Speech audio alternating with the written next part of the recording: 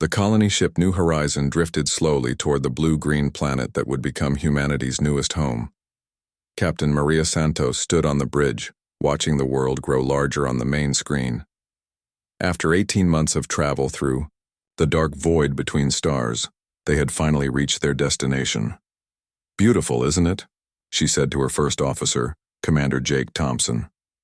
Behind them, the bridge crew worked quietly at their stations, preparing for the complex process of planetary colonization. "The most beautiful thing I've seen in 2 years," Thompson replied. "The colonists are going to love it. Look at those oceans." The planet called Kepler 442c had everything humans needed. Water covered most of its surface. The atmosphere contained oxygen. The temperature readings showed it would be comfortable for human life. Most importantly, their long-range scans had found no signs of intelligent life. Deep in the ship's residential sections, 50,000 colonists prepared for their new lives. Children pressed their faces against viewing ports, excited to see their new world. Parents packed the last of their belongings, dreaming of the farms and cities they would build. 8-year-old Sarah Chen sat in the observation lounge with her parents, Dr. Michael Chen and engineer Lisa Chen.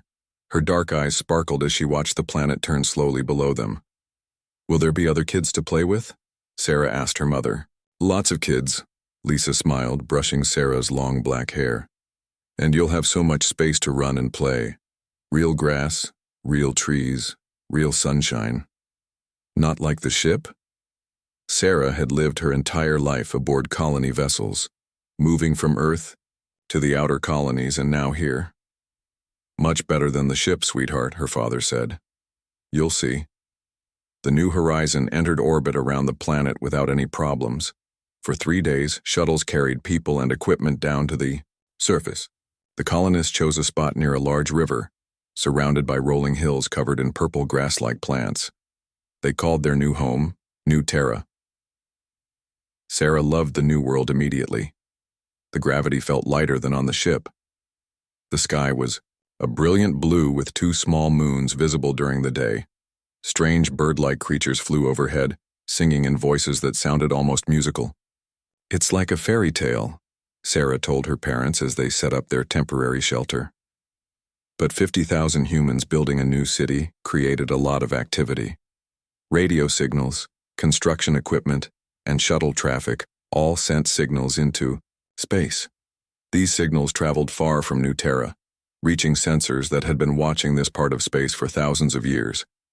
3 star systems away, those signals triggered alarms on a massive warship.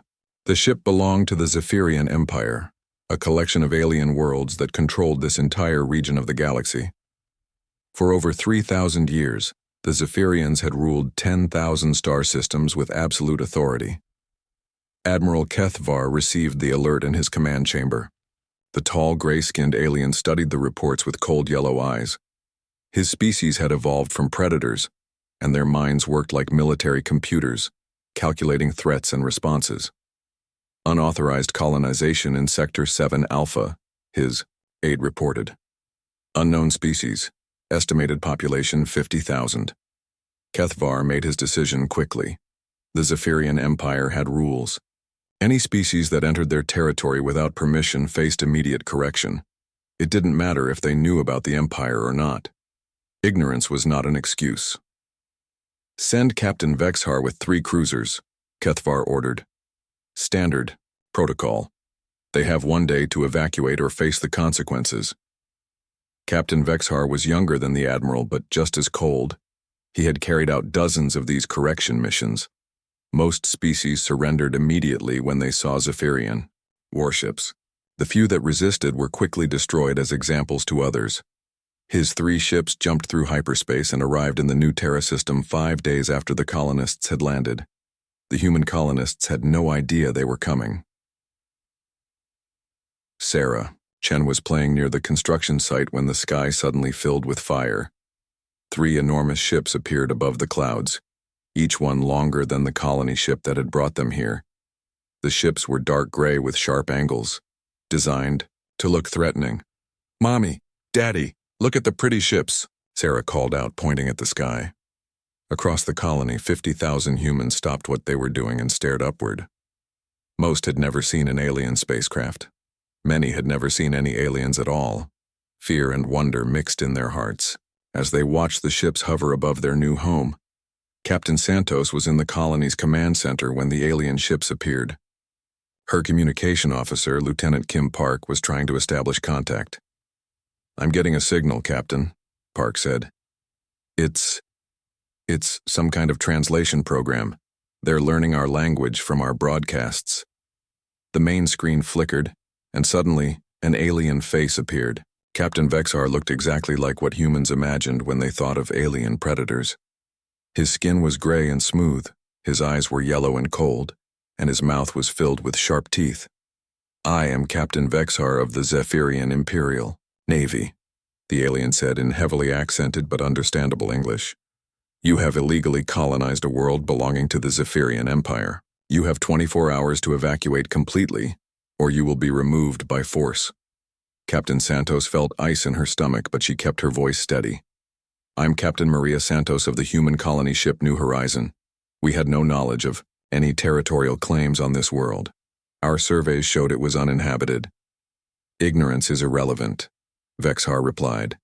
"This system has belonged to the Empire for 3,000 years. You will leave now, or you will be destroyed. There will be no negotiation." The transmission ended, leaving the humans in stunned silence. 50,000 people had just been told to abandon everything they had worked for and return to the crowded, polluted worlds they had left behind. Captain Santos called an emergency meeting of the colony leaders. Dr. Chen attended, along with dozens of other department heads, engineers, and elected representatives. "We can't just leave," said Chief Engineer Rodriguez. "We've invested everything in this colony. Our children's futures are here." "But we can't fight them either," replied Dr. Martinez, the colony's chief medical officer. "Look at those ships. They could destroy us without breaking a sweat." The debate continued for hours. Some wanted to try diplomacy. Others suggested hiding in the wilderness until the aliens left. A few angry voices called for resistance, but everyone knew it would be suicide. While the adults argued, Sarah Chen wandered away from her family's shelter. The alien ships fascinated her. She had always loved spaceships, and these were the biggest and strangest she had ever seen. She wanted to get a better look. The 8-year-old girl walked toward the landing field where several Zephyrian shuttles had landed. Alien soldiers stood guard around their vehicles, tall and imposing in their dark armor. Sarah didn't understand that they were dangerous. To her, they were just interesting visitors from the stars. One of the Zephyrian troopers, a young soldier, named Nektar, was nervous about his first correction mission. He had been trained to fight enemy warriors, not to threaten civilians. When he saw a small figure approaching through the purple grass, his finger tightened on his weapon. Sarah stepped into the open area near the shuttles, her dark eyes wide with curiosity. She had never seen anything like the alien soldiers before. Their armor looked so different from human equipment. "Mommy, the pretty lights," Sarah said softly, reaching toward the glowing controls on Nektar's weapon. The nervous trooper panicked. His training told him that any unexpected movement could be an attack. His weapon discharged automatically, sending a bolt of energy through the little girl's chest. Sarah Chen died instantly, her small body crumpling to the purple grass of her new world. The silence that followed seemed to stretch forever. Then Lisa. Chen's scream echoed across the colony, a sound of pure anguish that would haunt everyone who heard it. The news of Sarah Chen's death spread through the colony like wildfire. Within minutes, every human on New Terra knew that an 8-year-old girl had been murdered by alien soldiers. The footage from security cameras showed everything. Sarah's curiosity, her innocent approach, and the moment the nervous trooper killed her. Dr. Michael Chen knelt beside his daughter's body, his hands shaking as he held her still form. His wife Lisa sobbed uncontrollably, unable to understand how their bright, curious little girl could be gone so suddenly. Around them, other colonists gathered in shocked silence. Captain Vexar arrived at the scene within minutes. He looked down at the small human body with the same cold expression he always wore. To him, this was simply an unfortunate accident during a routine correction mission.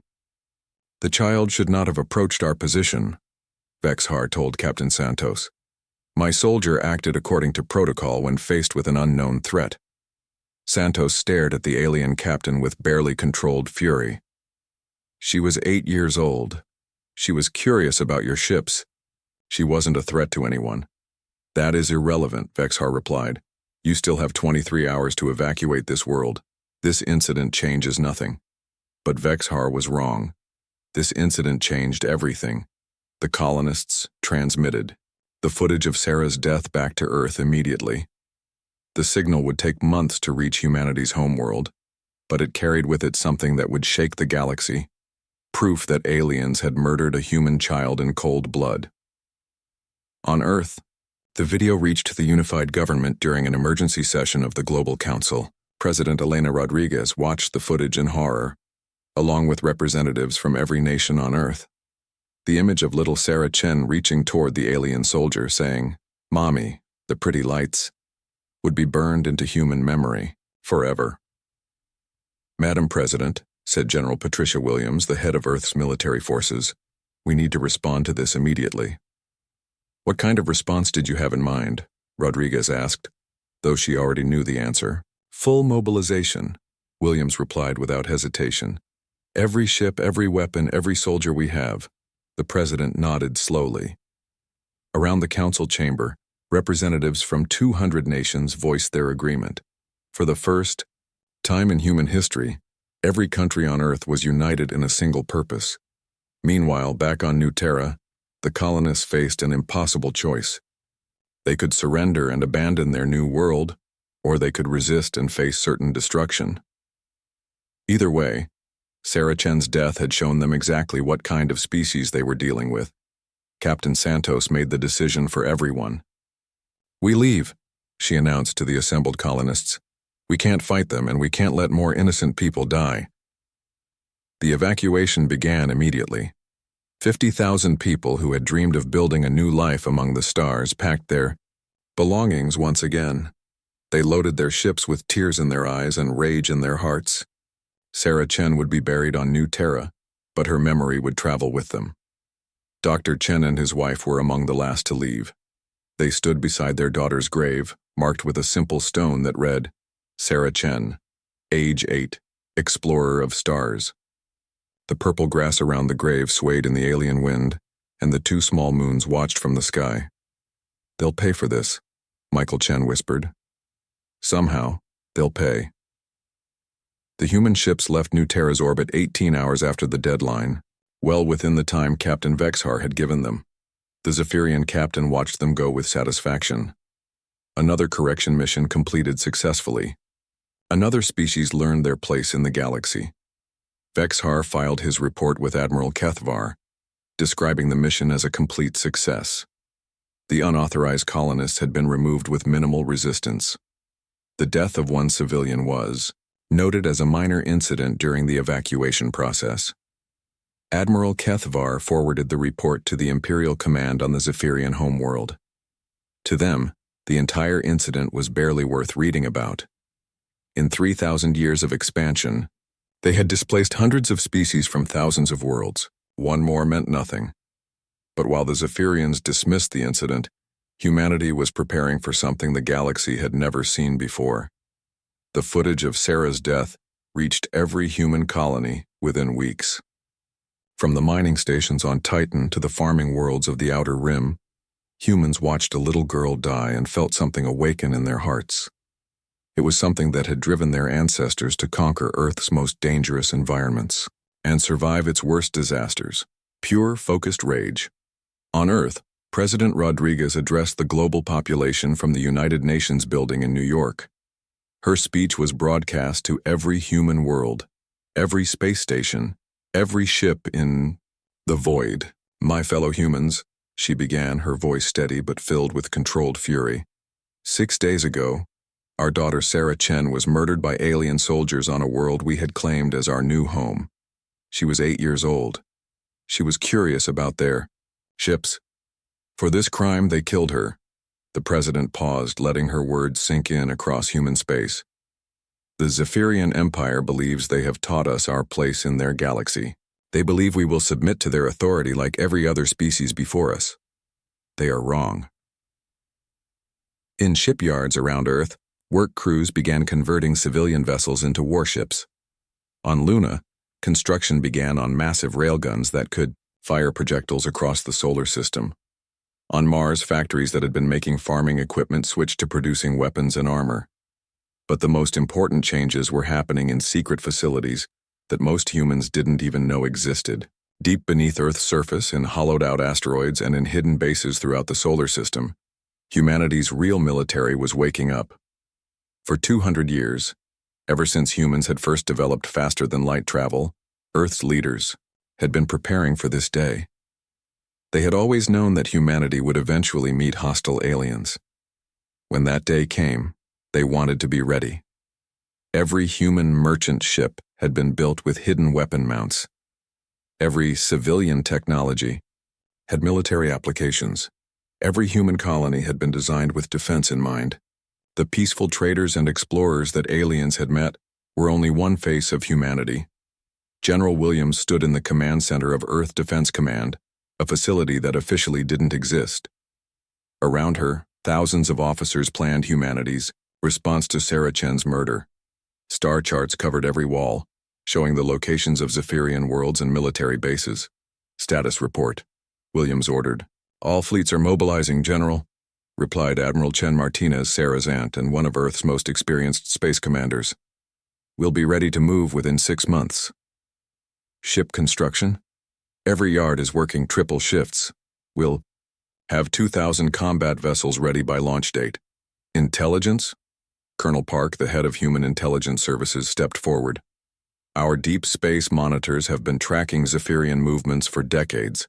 We know the location of their major bases, their patrol routes, and their communication networks. Williams nodded with satisfaction. The aliens thought they knew humanity, but they had no idea what they were really facing. Meanwhile, throughout human space, something unprecedented was happening. Every human world, every colony, every space station was contributing to the war effort. People who had never met Sarah Chen personally felt her death as if she had been their own daughter. On mining stations, workers volunteered for dangerous assignments to gather materials for warships. On agricultural worlds, farmers increased production to feed the coming war machine. On research stations, scientists worked around the clock to develop new weapons and defenses. But perhaps most importantly, humanity was showing a unity that no other species in the galaxy had ever achieved. There were no political divisions, no national boundaries, no competing interests. There was only one goal: make the Zephyrians pay for killing Sarah Chen. The aliens had made their fatal mistake. They had murdered a human child and expected humanity to submit. Instead, they had awakened something that would shake the foundations of their 3,000-year-old empire. Earth was preparing for war, and the galaxy would never be the same.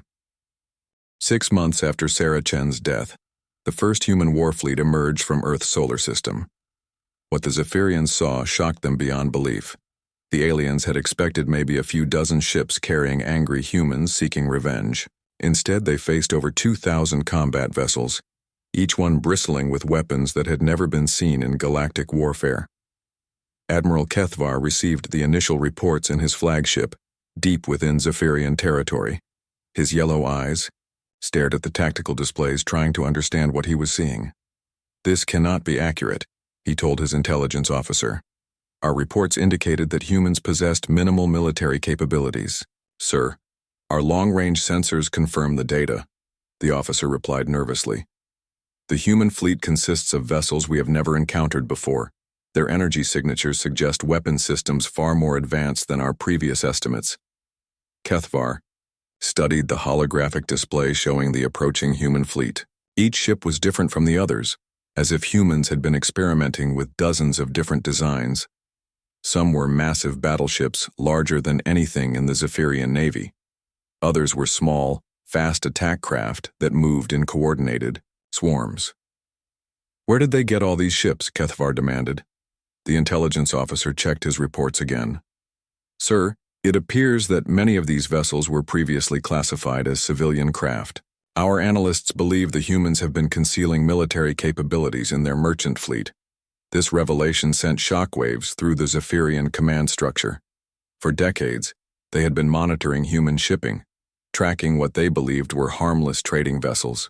Now it appeared that every human cargo ship had been a potential warship in disguise. But the ships were only the beginning of the surprises waiting for the Zephyrians. Leading the human fleet was Admiral Sarah Chen Martinez, the sister of Dr. Michael Chen and aunt of the murdered child. She commanded from the bridge of the dreadnought Sarah's Vengeance, a massive warship that had been built in secret over the past 20 years. "Admiral," her tactical officer reported, "we're receiving surrender requests from Zephyrian outposts throughout the sector." "Ignore them," Chen Martinez replied coldly. "We didn't come here to accept surrenders. We came here to deliver justice." The Admiral's orders reflected humanity's new attitude toward galactic politics. For 200 years, humans had been the born, peaceful newcomers, trying to find their place among the older alien civilizations. They had traded fairly, negotiated honestly, and avoided conflicts whenever possible. That version of humanity had died with Sarah Chen. The human fleet's first target was a Zephyrian military base in the Kepler system, close to where New Terra had been established. The base controlled shipping through 12 star systems and housed over 50,000 Zephyrian military personnel. When the human fleet arrived, the base commander immediately broadcast a surrender offer. He had seen the reports of the approaching armada and knew that resistance would be futile. "Human vessels, this is Base Commander Thekvar," the transmission began. "We are prepared to discuss terms for our withdrawal from this system." Admiral Chen Martinez responded personally. "Commander Thekvar, I am Admiral Sarah Chen Martinez of the human fleet. We are not here to discuss terms. We are here to show you what happens when you murder our children." The human attack began without further warning, but it wasn't like anything the Zephyrians had ever experienced before. Instead of simply destroying the base with overwhelming firepower, the humans demonstrated a level of tactical sophistication that stunned their enemies. They jammed communication, networks, disabled defensive systems, and landed assault teams with surgical precision. Within 6 hours, the entire base was under human control. Not a single Zephyrian had been killed, but they had all been captured.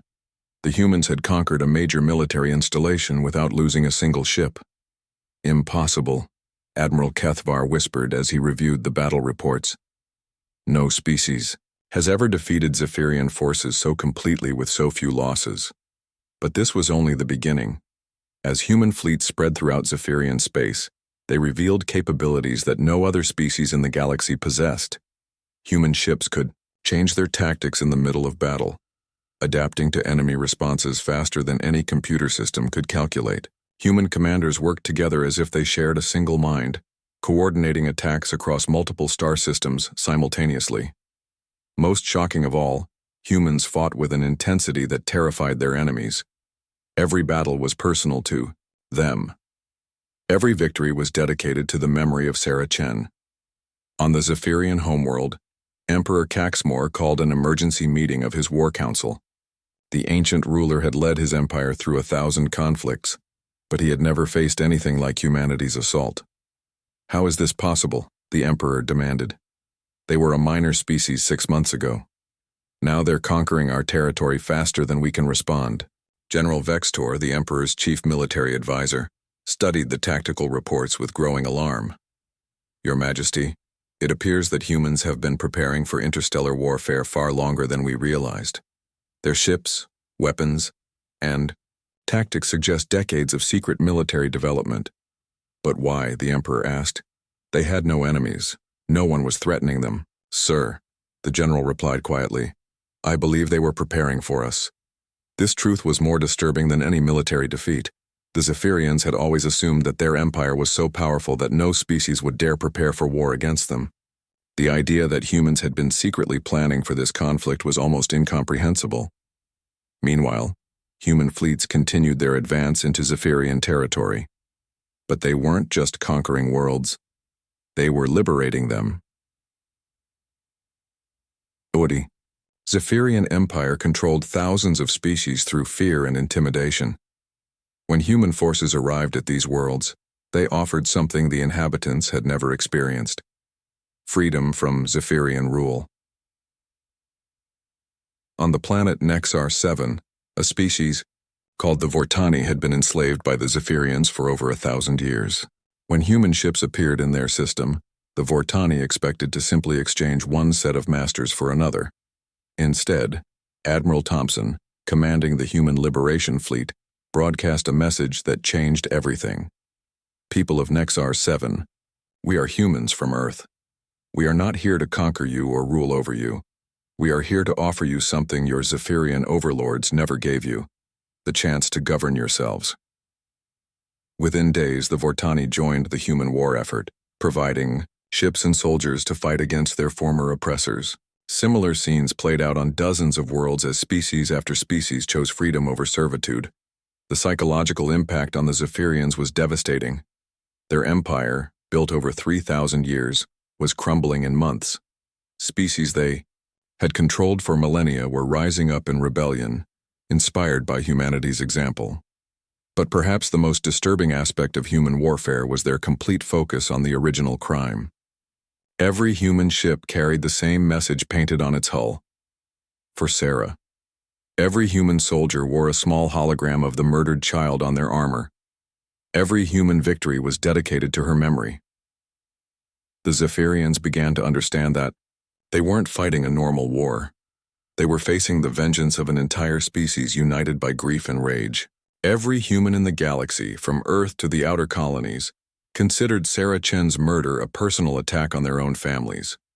Captain Vexhar, the officer who had overseen the new Terra evacuation, found himself commanding a fleet trying to defend the Zephyrian core worlds. He had been promoted after his successful correction mission, but now he realized that his actions had doomed his entire civilization. "Sir," his communications officer reported, "we're receiving another human transmission." On the main screen, Admiral Chen Martinez appeared.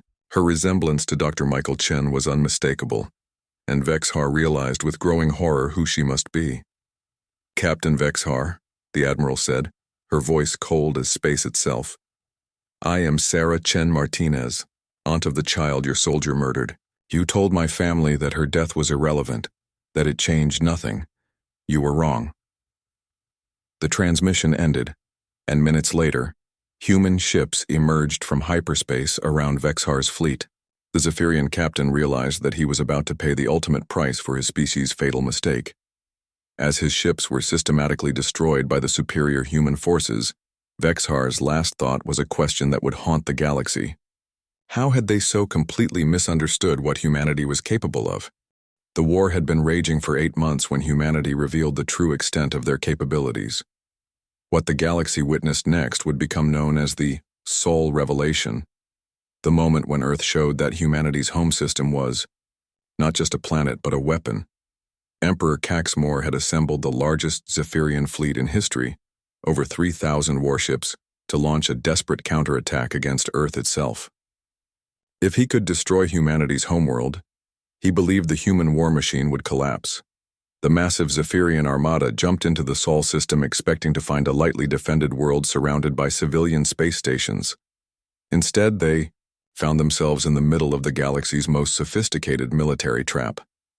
"By the eternal void," Admiral Kethvar whispered as his sensors registered what surrounded them. Earth's moon, Luna, was not the barren rock it appeared to be.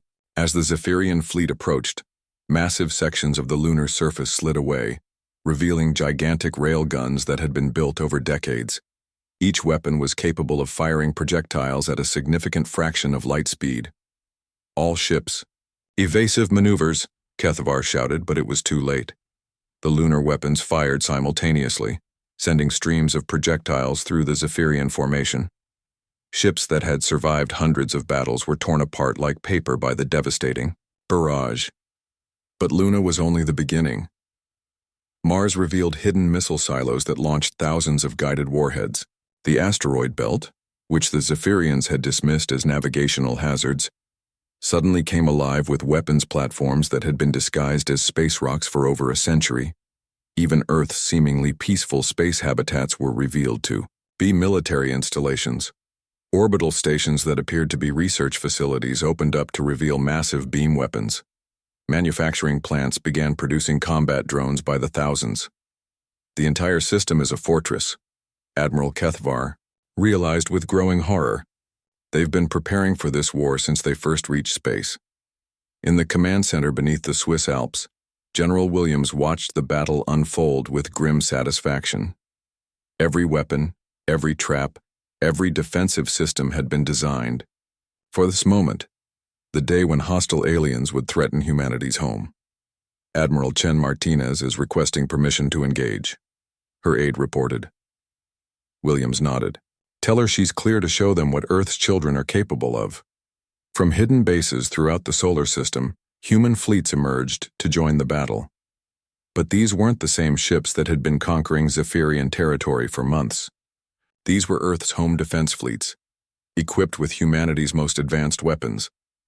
The Zephyrians found themselves facing technology they didn't understand.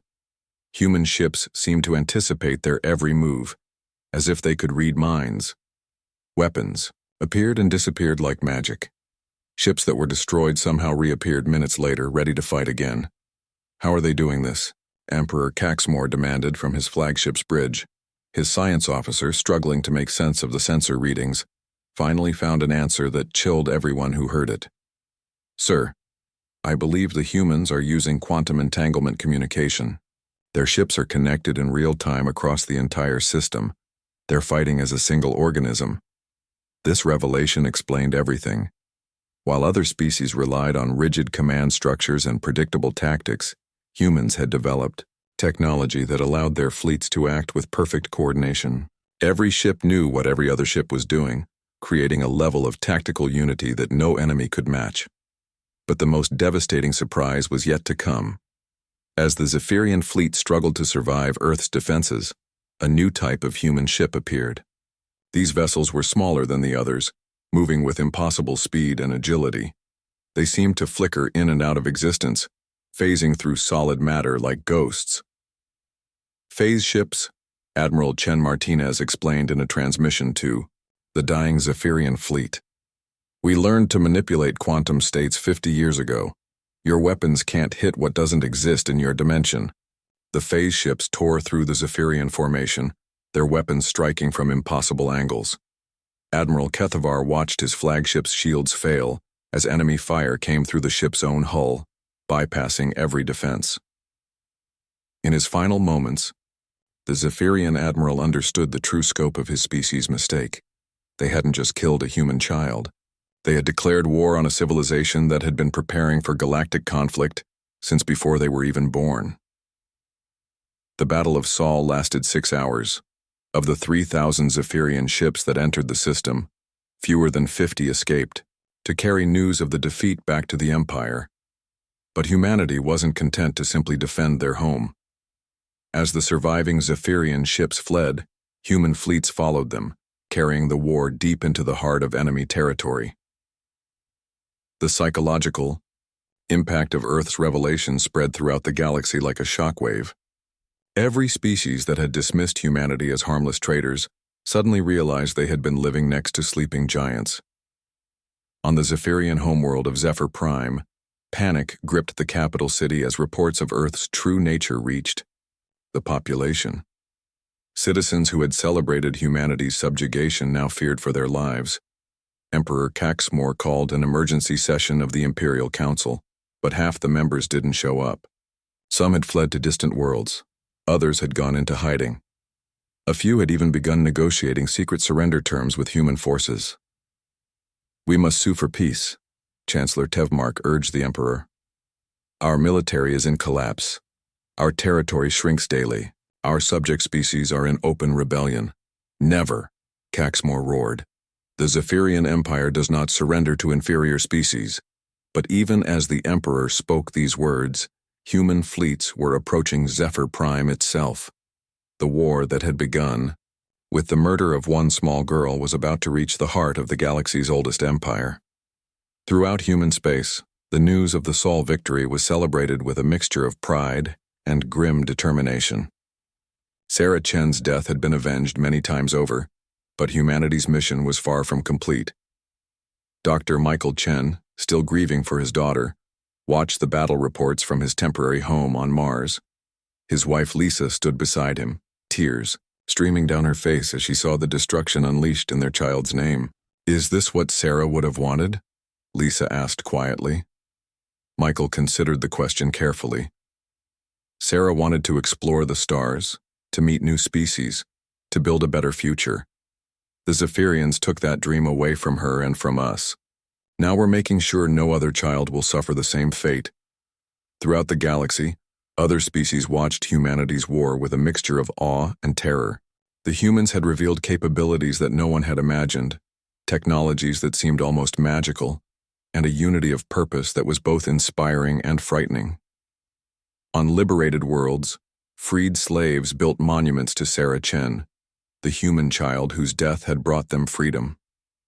On neutral worlds, governments quietly began reaching out to human diplomats, eager to establish friendly relations with this newly revealed superpower. But on Zephyrian worlds, fear ruled. The species that had dominated the galaxy for 3 millennia was learning what it felt like to be helpless in the face of superior force. As human fleets closed in on Zephyr Prime, the final phase of Sarah's war was about to begin. The child who had reached toward alien ships with curiosity and wonder had become the catalyst for the greatest military campaign in galactic history.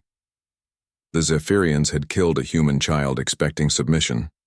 Instead, they had awakened humanity's true nature, and the galaxy would never be the same. 1 year after Sarah Chen's death, human fleets surrounded Zephyr Prime, the capital world of the galaxy's oldest empire. Emperor Caxmore sat in his palace, staring out at the orbital platforms that had protected his world for 1,000 years. Now those same platforms were being systematically destroyed by weapons he couldn't understand. Admiral Sarah Chen Martinez stood on the bridge of her flagship, watching the final preparations for humanity's ultimate victory. Around Zephyr Prime, 200 human warships waited for her command. Each one carried the image of an 8-year-old girl who had wanted to see the pretty lights. "Admiral," her communications officer reported, "we're receiving a transmission from Emperor Caxmore himself." The main screen flickered, showing the ancient Zephyrian ruler in his throne room. Caxmore looked older than his 300 years, worn down by months of defeats and the collapse of everything he had built. "Admiral Chen Martinez," the Emperor began, his voice heavy with defeat, "I wish to discuss terms for ending this conflict." The Admiral's expression remained cold. "The only terms we're interested in are unconditional surrender, Your Majesty. You will turn over every officer involved in my niece's murder, beginning with Captain Vexhar and the soldier who killed her." "Vexhar is already dead," Caxmore replied. "His fleet was destroyed at Nexar 9 3 months ago." "Then you'll turn over his body for trial," Chen Martinez responded without emotion. "And the soldier who pulled the trigger." Caxmore closed his yellow eyes. Trooper Nektar took his own life when he learned that his actions had started this war. He left a confession admitting his crime. For the first time since the war began, Admiral Chen Martinez showed a flicker of emotion. Not satisfaction, but sadness. Even the soldier's death couldn't bring back the little girl who had died on New Terra. "Your Majesty," the Admiral continued, "your empire is finished. Your fleets are destroyed, your territory is liberated, your subject species have joined our cause. The only question now is whether you'll surrender with dignity or force us to take your world by storm." The transmission ended, leaving Caxmore alone with the weight of 3,000 years of history crumbling around him. The Zephyrian Empire had conquered 10,000 worlds, enslaved hundreds of species, and ruled a quarter of the galaxy. Now it was all ending because one nervous soldier had killed a human child. 6 hours later, Zephyr Prime surrendered without firing a shot. Human troops landed in the capital city to find crowds of Zephyrian civilians waiting in the streets. Many carried white flags or signs of surrender. Others simply stood in stunned silence, unable to believe that their mighty empire had fallen to a species they had barely known existed. Dr. Michael Chen was among the humans who landed on Zephyr Prime. He had asked to be present when his daughter's killer was brought to justice, even though that justice had already been served by the soldier's own conscience. In the Imperial Palace, the formal surrender ceremony took place in the same throne room where Emperor Caxmore had planned the conquest of 1,000 worlds. Now he signed documents that dissolved his empire and placed its surviving territories under human protection. Dr. Chen, the Emperor said quietly as Michael approached the throne, I know words cannot undo what was done to your child, but I offer my deepest regret for her death. Michael looked at the broken ruler for a long moment. Your Majesty, my daughter didn't die because of you personally. She died because your empire taught its soldiers that other species don't matter, that children don't matter. That curiosity deserves death. Caxmore nodded slowly. You are correct.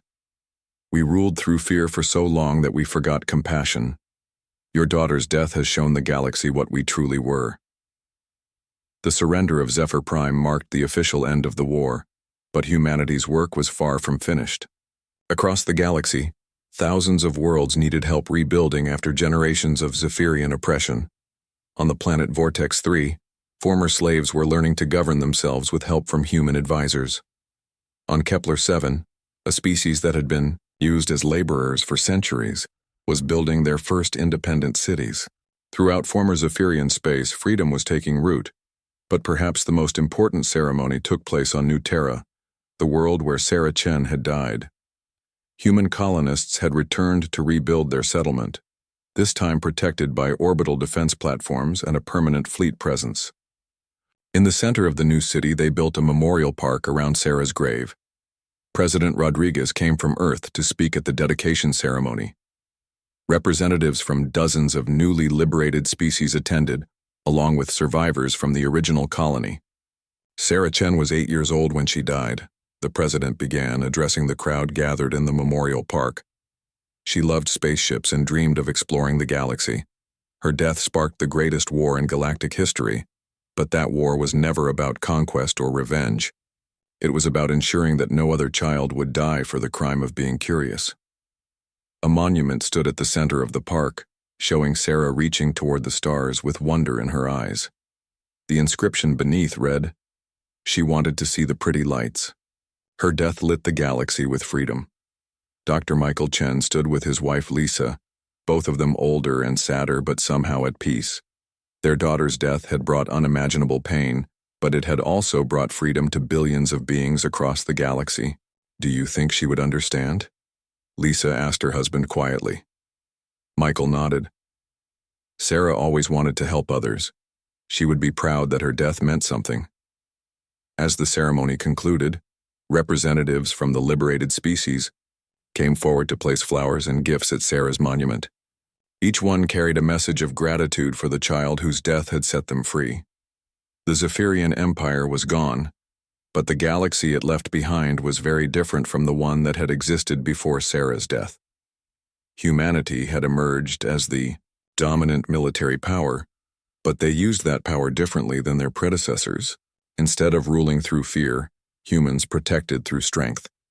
Instead of enslaving other species, they helped them become independent. Instead of expansion through conquest, they grew through cooperation and mutual aid. The Sarah Doctrine became the foundation of galactic law. Any harm to innocent beings, especially children, would be met with the full force of human intervention. No species would be allowed to repeat the Zephyrians' mistakes. On Earth, General Williams retired from active service, but remained as an advisor to the new Galactic Protection Force.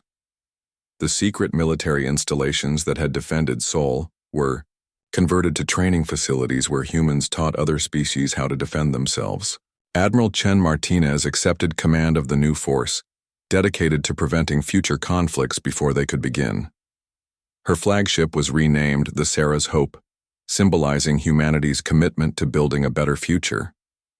10 years after the war ended, the galaxy was unrecognizable. Trade flourished between species that had never been allowed to communicate under Zephyrian rule. Scientific cooperation led to technological advances that benefited everyone. Art, music, and culture flowed freely across the stars. But in the Memorial Park on New Terra, Sarah Chen's grave remained a reminder of the price of freedom. Children from dozens of species came to play in the park, their laughter echoing across the purple grass where a little girl had once reached toward alien ships with innocent wonder. The Zephyrians had made their fatal mistake when they killed a human child. They had expected humanity to submit like all the other species before them. Instead, they had awakened a sleeping giant that reshaped the galaxy in the name of one small girl who had dreamed of seeing the stars. Sarah Chen had wanted to explore the galaxy. Her death ensured that countless other children would have that chance in a universe where curiosity was celebrated, not punished, and where the innocent were protected by those strong enough to defend them. The pretty lights Sarah had reached, for were now shining on free worlds throughout the galaxy, and her memory burned brightest of all.